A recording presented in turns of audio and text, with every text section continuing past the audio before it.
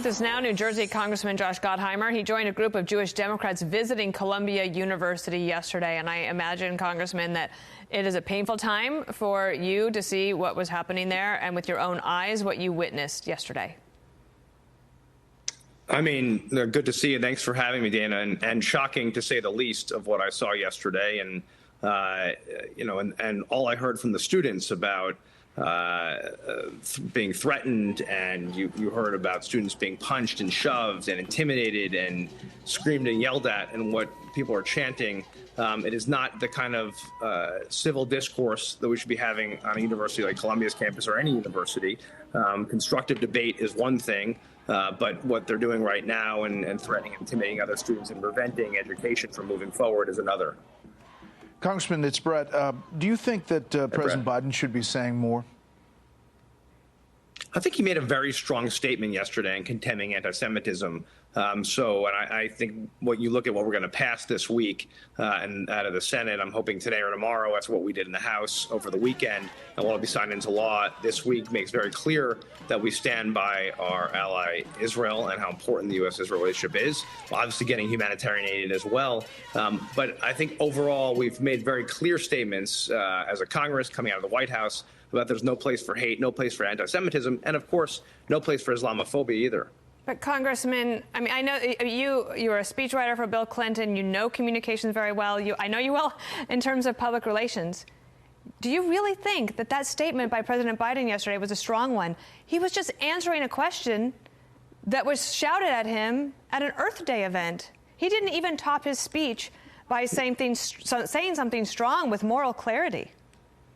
Well, did you see also the White House put out a very clear statement on Sunday from the deputy press secretary? I mean, at this point, I just think, do you not think that the president of the United States needs to say with conviction? You just saw former President Trump. We played it in Peter Doocy's soundbite in his package. Well, I think the president will continue to make strong statements, Dan. And I think the bottom line is, at this campus and at every campus across the country, we have to make it clear that this is unacceptable. You can't have encampments like this where you're threatening and intimidating other students. We need to make sure the federal government, the Department of Education and Title VI investigations makes that clear that all students must feel welcome. No one can be discriminated against, and that everybody, regardless of their religion and background and race, has to feel welcome to these campuses. And I think that right now it's up to the president of Columbia and these other universities to do the right thing. Do you think she should resign? You saw what people have been screaming. I think that she certainly better step up right now. I'll leave that to the trustees to make that decision. But right now, what I said clearly yesterday when I was on campus was, like, this is the moment. You're gonna step up and do the right thing, and that there's got to be strong accountability. I mean, you saw, Dan, I'm sure you saw some of these comments that have over the last days. You know, people screaming, "We're all Hamas." Never forget October 7th. It won't happen one more time or 1,000 more times. Yeah, no, I saw that. Sorry, Brett. Let me get you. Let's get Brett in here. Sorry, I'm monopolizing. No, that's okay. Those are all questions I would ask too, Congressman. We see on these campuses these green and gray tents, and they're all the same. This funding for this effort is coming from somewhere. Do you know where it's coming from? Do you wonder who's funding these operations? I don't know, but I'm sure that overall on a lot of these college campuses, we have to see where this money is coming from. The bottom line, though, is, Brett, what are the colleges going to do about it? Are they going to discipline harassers and encourage peaceful, constructive civil dialogue and restore civility? That's the question. You saw Yale take action yesterday, taking down the encampments. Columbia initially acted and then, and obviously had strong words before the Congress. I guess that was last week or the week before. But then this is about actions, not just words, right? And that's the key here. What are they going to do to restore civility and make it very clear that students of all religions and races and backgrounds shouldn't feel threatened? They should feel welcome, and that we should let education go on. Nobody should be scared to leave their dorm or to go to the library or walk across campus. And I think the bottom line is this is what is expected from all these college presidents, to restore civility.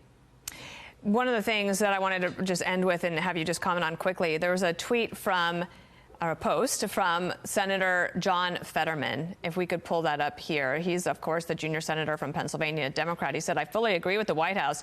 These protests are anti-Semitic, unconscionable, and dangerous. And some tiki torches. And it's Charlottesville for these Jewish students. To Columbia President Shafiq, do your job or resign so Columbia can find someone who will. Is he right to make that comparison to Charlottesville? Well, I think he's right to say that these universities have to act, and that the hate on these campuses and anti-Semitism you're seeing in this country is it's out of control and unacceptable. And the bottom line is all these college presidents have to act. And that's why, frankly, you see what we've been doing in the Congress these last weeks, and of just making it very clear that it's unacceptable on any parts and any corners of our country.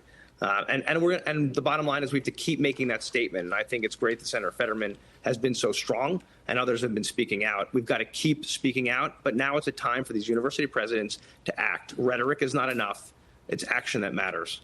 Congressman Gottheimer, thank you for being with us today.